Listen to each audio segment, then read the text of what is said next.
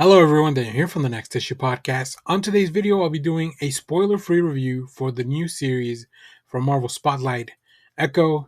In this series, Maya Lopez must face her past, reconnect with her Native American roots, and embrace the meaning of family and community if she ever hopes to move forward. This series stars Alaco Cox as Maya Lopez, Cody Lightning as Biscuits, Chesky Spencer as Henry, Graham Greene as Scully, Tantu Cardinal as Chula, Devry Jacobs as Bonnie, and the return of Vincent D'Onofrio as Wilson Fisk, the Kingpin. Um, so, overall, I thought this show was very interesting. It does a lot of things very well. I think the things that it does the best is not only expand on the story of Maya, who's a character that we've been following around ever since Hawkeye, right? She was introduced in Hawkeye. As a matter of fact, the first episode spends a lot of time kind of giving you all that information that you need to know of what happened in the events of the Hawkeye show, intercut with some new stuff. So you even get to see some scenes that you probably already saw in the previous show, but they're intercut with Maya's current story or some things that we may not have been aware of. So that's it's a really interesting choice. It makes for the pacing to be a little weird, um, but that's kind of what happens there. We have some great performances. I think everyone on the cast was amazing. Alako Cox is just, first of all, she's just really cool. Like most of the time, you'll see her in a motorcycle with her gear, or when she's fighting, or even just when she's kind of like coming up with a plan. Just very very good performance. As I mentioned, Cody Lightning as Biscuits, just the heart and like the funny bone of the show. Great stuff. I really love that. Um, I think everyone on the cast did a really good job, not only at making it really feel like it was a community, but also at kind of helping us explore the culture of the Choctaw people, who is they're the group that we kind of follow around. That's where Maya comes from. We explore their past. We see a lot of really cool things. There are these explorations of previous generations of the Maya's family and her descendants, or I guess her, the people that she comes from, and it was very cool to see kind of like different shooting styles, different, yeah, different types of storytelling for each one of those generations until we get to Maya. So all those things are really interesting and intercut with the show. We explore that all throughout the 5 episodes, and that just really makes for building the character of Maya even more, and of course, kind of explaining a little bit where her eventual powers come from. Um, one of the things that kind of stuck out to me in a more negative light was some of the editing for the show was a little weird.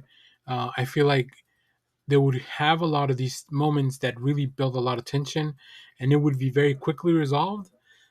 So that wouldn't really allow the tension to kind of just do what it's supposed to do, right? You want a bit of a slow burn in resolving that. Um, but I think some of that was because maybe timing issues. They wanted these episodes to be around a certain type of length, and because they had to include some of the Hawkeye stuff to catch you up, and then there's really not a lot of stuff in the periphery of that. Really, the series once it gets past that first episode is very much focused on Maya and her world. So I really appreciated that. But like I said, the pacing's a little weird. One interesting thing that I ran into was I was watching this on Hulu, and even though I have the premium with the ad free plan, there were times where I could see where they were going to cut in an ad, like it would fade to black, it would fade back from black, as if an ad was supposed to be there.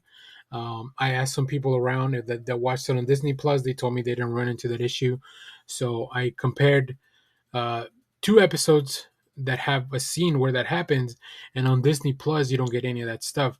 Now for Disney Plus, I also have the ad-free version, so very weird. That feels more of a Hulu thing that just kind of like, I don't know. It feels like I said, it was a little jarring. It was like, were we about to go to commercial? What's going on? But then you would come right back.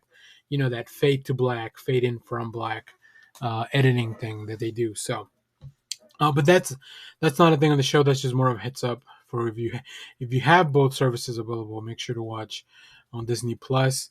Uh, there's some great music all throughout, interspersed throughout the 5 episodes, including probably one of my favorite uses of the song "Dragula" by Rob Zombie. That song went viral a little while ago on TikTok, but I'm sure this was already even done prior to that. Some of the really cool things, as I mentioned, on as far as the action goes, although it's not the strength of the show, there are some really cool things that really happen, including Echo suplexing a dude into a pinball machine. That was just super rad. I like that whole sequence was just very exciting, and I feel like it's very exciting up until the point where it just kind of stops, and then that's kind of where I had some of the issues with the editing. But the strength of the show is on Maya trying to reconnect with her roots, trying to reconnect with her family, trying to reconcile her relationship with Kingpin and just figure out where that relationship and what it really means to her, and then also trying to figure out how she can get back her family, her community, and then just really all that comes along uh, with the culture and everything that she left behind when she left to New York. Right. Obviously, she didn't really have a choice because she was a child when she left to New York. We know that from the Hawkeye show. But still, we get a lot more background onto all those things.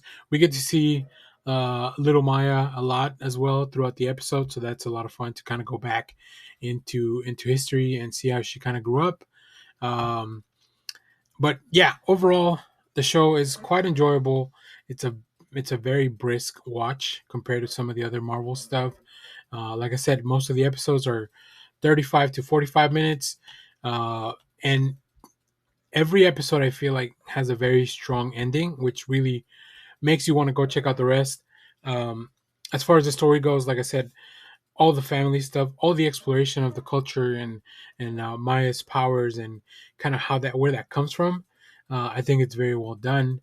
But then there are just some things that every once in a while derail the momentum of the show, and it doesn't fully get it back, unfortunately. So it's the show is it's very entertaining. I think it's fine. I think overall it's a good way to kick off this Marvel Spotlight. Um, but I do hope to see more of Maya in the future. There is an end credit scene after the last episode, so make sure to tune in for that. Don't tune out too early. Vincent D'Onofrio, of course, as the Kingpin, he's fantastic. We don't get a lot of extra time with him. A lot of the stuff that we see is really him and Maya and trying to figure out what that relationship should look like. I think one of the characters that was a little underserved was Bonnie, uh, who is Maya's cousin. She was set up as I feel like a bit of a bigger deal in the first episode, but all throughout the series, she's not really there much. Now, part of that plays into the story, but part of that I feel like it was also like she should have been more involved. I think with things that were happening, or we should have gotten to know a little bit more about her so we could really have that impact when her and Maya finally also have a confrontation and also trying to reconcile their relationship. As I mentioned, Biscuit's favorite character. Uh, Scully was also one of the hearts of the show.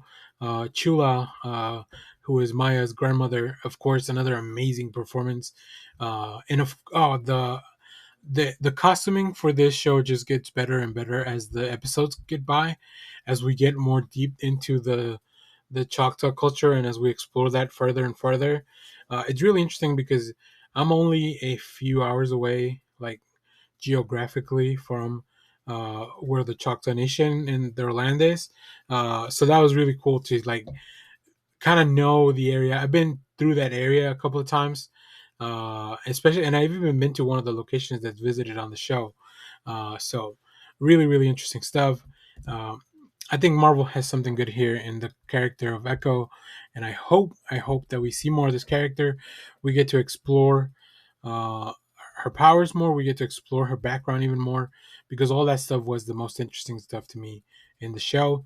Of course, uh, the last thing I want to talk about, and I am not the most well versed person to talk about this, which is why I left it kind of towards the end to kick off the conversation.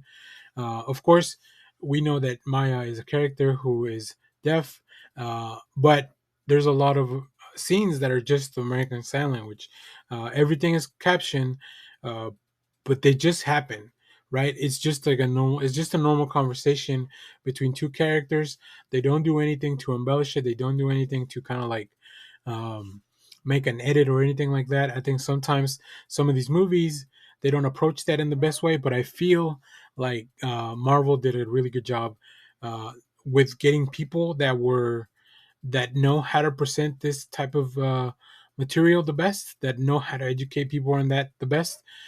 So this show also does that a lot. Like it makes you realize how important that could be because it really is just like knowing a whole other language, right? So if you ever wanted to be bilingual but are having trouble with spoken languages, maybe try out learning ASL. I think it's a skill that would come in handy, very much so, so you can communicate with everyone in a better place. So I think that's all I have for this review. Like I said, I really enjoyed the show overall, and I can't wait to see where we go from here. There's not a lot of Marvel stuff happening for the rest of the year as far as like MCU proper. We'll definitely get a couple of series, maybe some animated shows. The What If series just wrapped up. We have reviews for that on the channel, so it'll be really interesting. I think Deadpool 3 is going to be the main talking point for the year, but that might set up a whole lot of really interesting things happening going forward. So, if you have watched this show, let me know what you thought about it down in the comments. As always, thank you for watching, everyone. Remember to share, like, subscribe, hit the bell so you know when we go live. That is most Saturdays, 10 a.m. Central Standard Time. Stay tuned. We have more comic reviews, trailer reactions, TV recaps, all that fun stuff here on the channel. Thanks for watching, everyone.